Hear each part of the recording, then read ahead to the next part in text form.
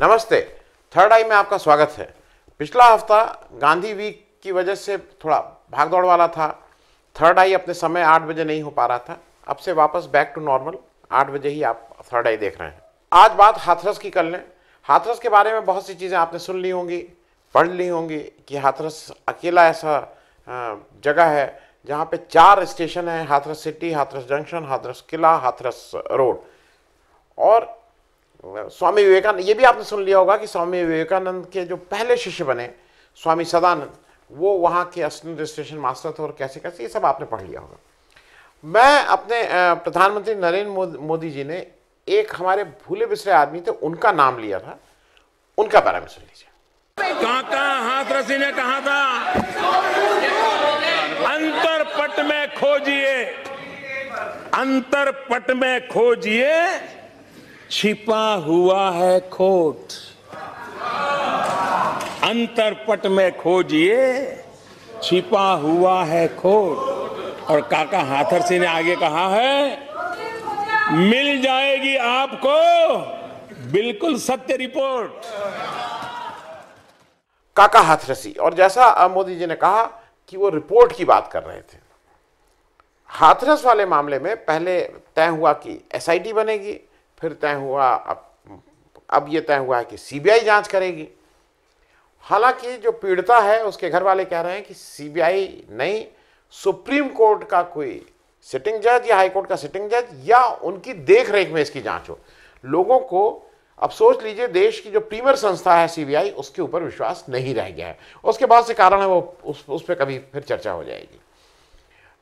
ये मैं इसलिए कह रहा हूं कि एक और चीज हुई, ये समझ में नहीं आ रहा है कि जब इसकी जांच एसआईटी करेगी या इसकी जांच सीबीआई करेगी, तो हमारी जो सरकार है वो इतनी जोश में क्यों आ रही है। वो क्यों कह रही है कि इनको ऐसा दंड दिया जाएगा जो एग्जम्पलरी हो, जो मतलब इसका उदाहरण पेश होगा। ये काम आपका नहीं है, ये सरकार आपका काम नहीं है, ये काम न्यायालय का है, न्यायपालिका का है।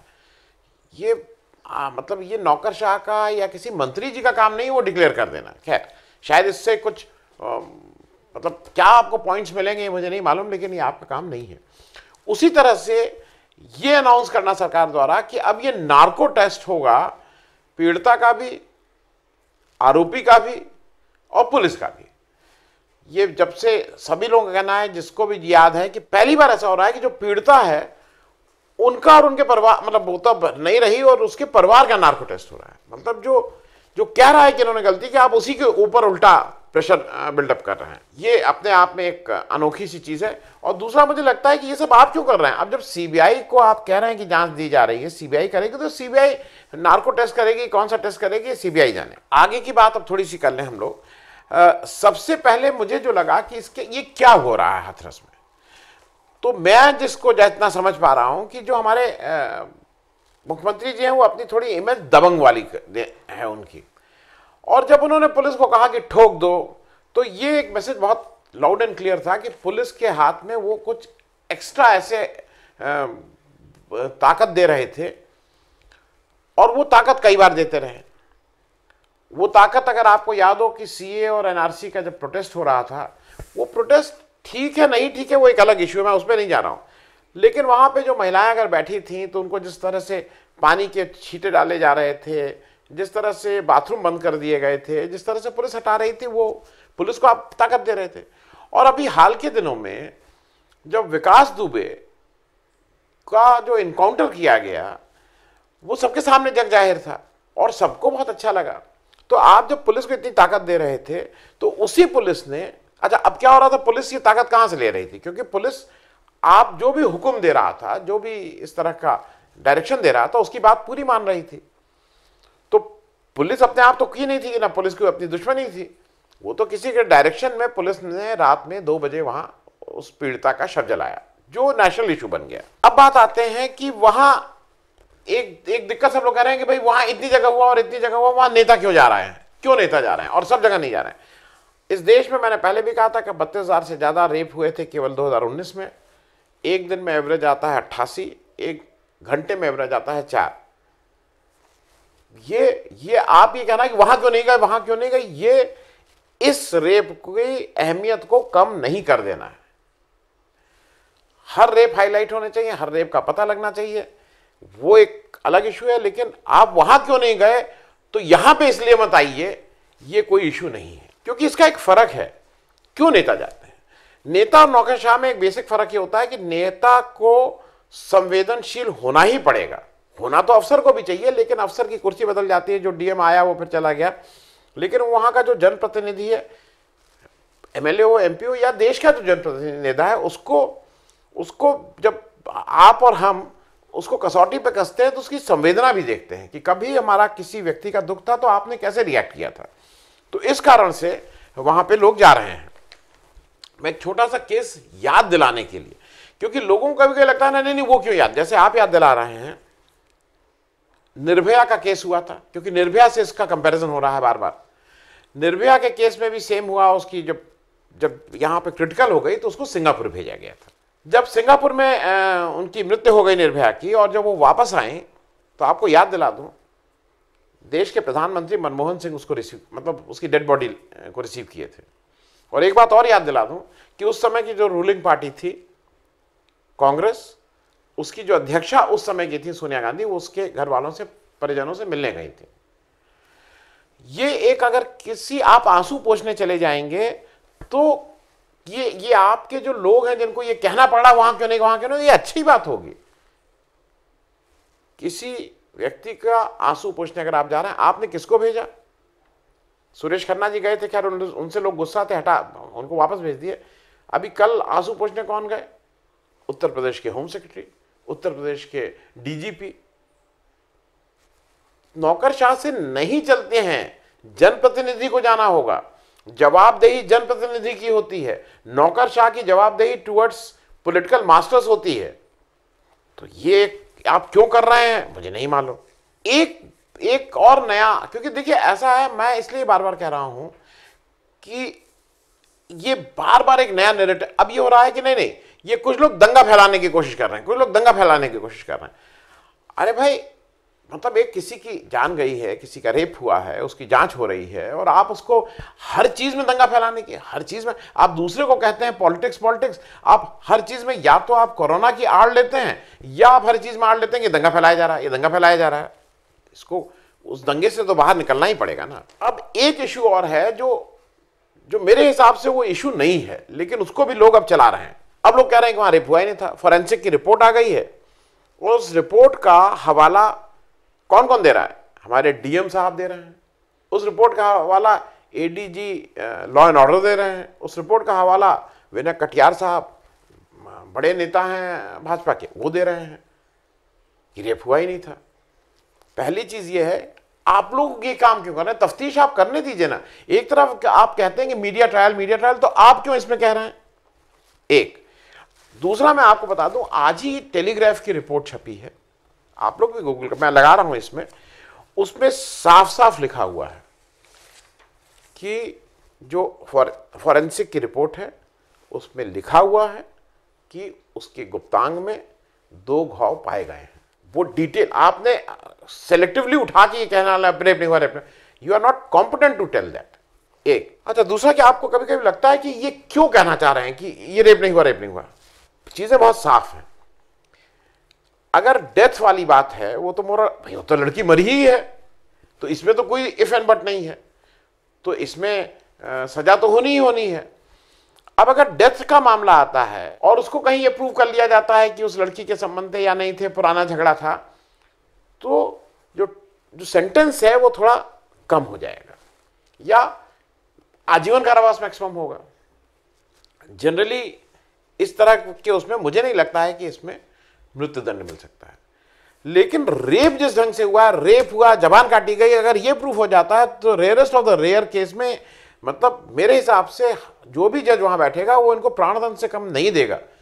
अगर ये जो भी इसकी सीबीआई करता है जांच या जो भी करते हैं, अगर वो एस्टैब्लिश कर ले गए कि ये क्राइम इस तरह से हुआ है जहाँ पे रेप हुआ, फिर जबान काटी गई और फिर उसकी हत्या की गई और उसकी रीढ़ की हड्डी तोड़ी गई, तो ये रेयरेस्ट ऑफ द रेयर श्रेणी में आएगा और इसमें 100% प्राणदंड मृत्यु। तो ये सारा झगड़ा उसको बचाने के लिए।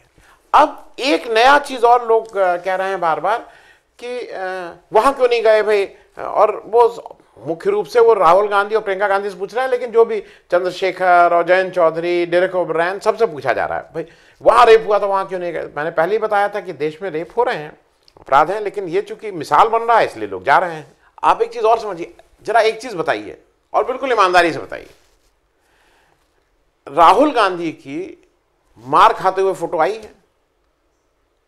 मार ना गई तो गिरा के उनको गिराया गया है। प्रियंका गांधी के साथ धक्का मुक्की हुई है, अभी फोटो आई है, एक बार कुछ 4-6-8 महीना पहले कभी लखनऊ में भी कुछ आई थी, कुछ पुलिस से इनकी झड़प हो रही थी। आपने इस तरह से गिरे हुए कि नेता, एक बड़ा नेता उस पार्टी का, वो राष्ट्रीय पार्टी, उसका नेता जमीन पे गिरा हुआ है, आपने कभी पहले, या जयंत चौधरी जिस ढंग से मार खा रहे हैं, या डेरेक ओब्रायन को जैसे गिराया गया, आपने जो इस समय सत्ता पक्ष की पार्टी है उसमें से किसी को देखा है? हाँ देखा है। एक मैं छोटी सी क्लिप और लगा दे रहा हूं, जब हमारे खलीलाबाद के सांसद जी ने, अब उस दिन न्याय कर रहे थे कि अन्याय कर रहे थे मुझे नहीं मालूम, लेकिन देख लीजिए आपकी क्या किया था।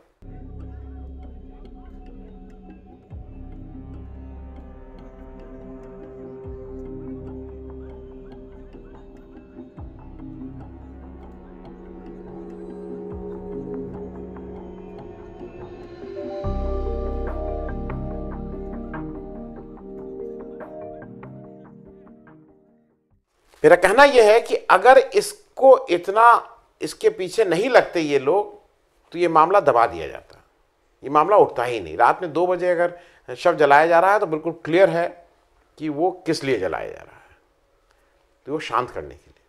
तो इसलिए जो अगर इन लोग वहां जा रहे हैं तो इसको प्लीज क्वेश्चन मत कीजिए। अब मेरे हिसाब से 5-6 जो गलतियां हुई हैं सरकार से, वो कहां हुई है वो मैं जल्दी से लिस्ट आउट कर दूं। पहली चीज, रात 2 बजे क्या जलाने की जरूरत थी, वो सभी को पता है। दूसरा, राहुल गांधी प्रियंका गांधी जिस दिन जाना चाह रहे थे उस दिन रोकने की क्या जरूरत थी पहली, और अगर रोका तो उसमें जो धक्का का दे के राहुल गांधी गिर गए तो आप ही का नुकसान हो रहा है। मैं मिस्टेक इसलिए कह रहा हूं, mistake not in terms of सरकार के लिए, कि सरकार का कितना नुकसान हो रहा है और आपकी पार्टी का भी नुकसान हो रहा है। फिर डेरेक ओब्रायन को आपने जिस तरह से, भाई डेरेक ओब्रायन डिसेंट आदमी था, हम सब लोग उसको क्विज के उससे जानते थे, पढ़े लिखे आदमी हैं, तृणमूल कांग्रेस के हैं, उनको चले जाने देते। मेरे हिसाब से स्ट्रैटेजिकली आप यहां यूपी में कोई तृणमूल कांग्रेस का ऐसा कुछ है भी नहीं, आप उनको भी रोके। फिर चौथी मिस्टेक, जो आपने प्रियंका गांधी का वो जो हो गया है ना वायरल, उसका कुर्ता एक कोई व्यक्ति यहां से पकड़ा हुआ है जो बिल्कुल अनुचित है, और जिसके लिए नोएडा पुलिस ने माफी भी मांग ली है और उस पर कुछ कार्रवाई भी कर रहे हैं कि नहीं हम इसकी जांच कर रहे हैं। और एक और नेत्री है अमृता धवन, उसका जिस ढंग से कुर्ता फाड़ा जा रहा है, तो मतलब उसमें कहा भी जा रहा है कि अब ये भी ट्रेनिंग दी गई है कि अगर महिलाएं आ रही हैं प्रोटेस्ट में तो उनके कपड़े फाड़ दो, जिससे वो डर के मारे ना आए। फिर एक और चीज, चंद्रशेखर एक पार्टी है, वो उनकी कुछ दलितों में पैड बना रहे हैं, यंग हैं, लंबे समय तक जेल में रह के आए हैं, वो हमारी जो बहन जी हैं उसके वोट बैंक को थोड़ा इफेक्ट कर रहे हैं। उनको जिस ढंग से गाली दी जा रही है वो भी सुन लीजिए। नहीं है, एएमयू की रिपोर्ट इसको सीबीआई पे भरोसा नहीं है, आराम से, इसको एसआईटी पे भरोसा नहीं है, इस पे कानून पे भरोसा नहीं है। क्या एक बार मुलाकात कर, हम तुझे भरोसा दिलाएंगे। जो तू यहाँ राजनीति कर रहा है ना, तुझे भरोसा दिला देगा दौड़िया। ठाकुर घर में पैदा होना, एक बार भरोसा दिला बेटा हमारा, तेरे मुलाकात करने तेरे भाई आए बड़े, आजा जल्दी आ। अब आ जाइए Jayant Chaudhary by any standards, Jayant Chaudhary इस तरह की राजनीति करते ही नहीं है, पढ़े लिखे आदमी है। चौधरी चरण सिंह जो मतलब इकोनॉमिस्ट, देश का बड़ा किसान और इकोनॉमिस्ट, जिसकी किताबें पढ़ाई जाती हैं इंग्लैंड में, वो वहां गए हैं और उनको जिस ढंग से पीटने की आप कोशिश कर रहे हैं वो भी एक अजीब सी चीज है। और अंतिम जो आपने गलती, अब मैं गलतियां बता रहा हूं, आप कहां गलती करते जा रहे हैं, और जिससे सरकार के अगेंस्ट और पार्टी के अगेंस्ट, नेतृत्व के अगेंस्ट गुस्सा भी बढ़ रहा है और आपको इससे कोई फायदा नहीं हो रहा है, नुकसान हो रहा है। और लास्ट, मीडिया जो आपको मानती थी कि भाई आपके बहुत कंट्रोल में थी, और कंट्रोल में इसलिए थी कि जो मीडिया के ओनर हैं और जो एडिटर हैं उनको कंट्रोल में किया गया था, लेकिन रिपोर्टर्स जो हैं उनके साथ अगर आप जिस ढंग का व्यवहार कर रहे हैं, पिटाई कर रहे हैं, लाठी से मार रहे हैं, गाली गलौज कर रहे हैं, तो मीडिया आपके साथ, जितनी भी आप गोदी मीडिया बोलिए, कुछ बोलिए, वो मीडिया आपके साथ नहीं रहेगी। आपको थोड़ा हैंडलिंग ठीक करनी है। हालांकि नवनीत सहगल जी को ले आया गया है और ये माना गया है कि वो एक्सपर्ट है मीडिया के, लेकिन वो भी मतलब क्या जादू करेंगे वो देखने वाली बात होगी। एक इसका इफेक्ट मैं इसलिए बता दूं कि बिहार चुनाव और मध्य प्रदेश के जो उपचुनाव हो रहे हैं, मेरा ऐसा मानना है, मैं जब बिहार चुनाव पर एनालिसिस करूंगा तो उस पर इसकी चर्चा की जाएगी, 100% इस इंसिडेंट का फर्क पड़ेगा और जिसके बारे में सत्ता पक्ष की जो बीजेपी है उसको सफाई देनी पड़ेगी। और चलते चलते एक बार अपने प्रधानमंत्री को फिर याद कर लेना चाहता हूं।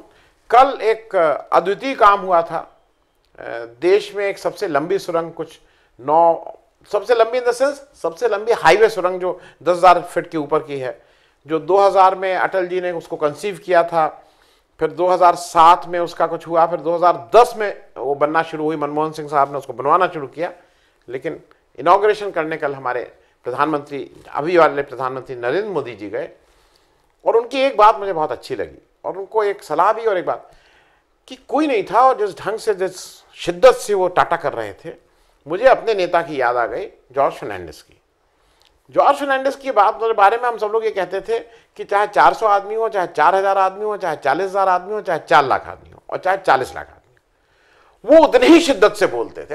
मतलब वो पूरा दम लगा के 2 घंटे की स्पीच करते थे, उनको 400 और 4 लाख का फर्क नहीं था। लेकिन ये मेरे मतलब मैं जॉर्ज फर्नांडिस को अपना लीडर मानता हूं, ये उसके आगे निकल गए हैं। जॉर्ज फर्नांडिस साहब 400 आदमी तो चाहिए होते थे, लेकिन ये इतने मतलब ये तो एक्चुअली शायद लगता है मुझे स्पिरिचुअलिज्म की बात है, ये इतने आगे निकल गए कि आदमी हो चाहे ना हो ये उसको बहुत अच्छी बात है। लेकिन एक चीज मैं सिर्फ सलाह इसलिए दे दूं क्योंकि जो भी इसका इवेंट मैनेजर है उसके लिए भी है कि इसमें थोड़ा, जैसे आईपीएल का देख लीजिए, आईपीएल अगर आप देख रहे हैं ना तो हल्ला मचता है, खाली स्टेडियम है, साउंड बॉक्सेस लगाए गए हैं जिससे हल्ला मच रहा है, तो वो इफेक्ट देने के लिए जब आप टाटा कर रहे थे तो मेरे हिसाब से वहां थोड़े स्पीकर भी लग जाने चाहिए थे जिससे थोड़ा हल्ला भी मचता लोगों की तरफ से। मतलब जो भी आप जो भी कहते, जो भी आपको अच्छा लगता है, जो आप कहीं भी कहलवाते हैं, वो कहते हैं उधर से पब्लिक हल्ला मचा रही है, आपका जिंदाबाद कर रही है, इस तरह का होता तो थोड़ा इफेक्ट और ज्यादा अच्छा आ जाता है। धन्यवाद। अगर आपको दी पब्लिक के कार्यक्रम पसंद आते हैं तो इन्हें लाइक करें। अगर आप इस वीडियो को YouTube पर देख रहे हैं तो चैनल को सब्सक्राइब करें, और अगर आप इसे Facebook पर देख रहे हैं तो दी पब्लिक के पेज को लाइक करें। अगर आप चाहते हैं कि हम निष्पक्ष पत्रकारिता को जारी रखते हुए आपसे जुड़े मुद्दों पर सवाल उठाते रहें तो हमें सहयोग करें। आपका छोटा से छोटा सहयोग भी इस मुहिम को जारी रखने में हमें ताकत देगा।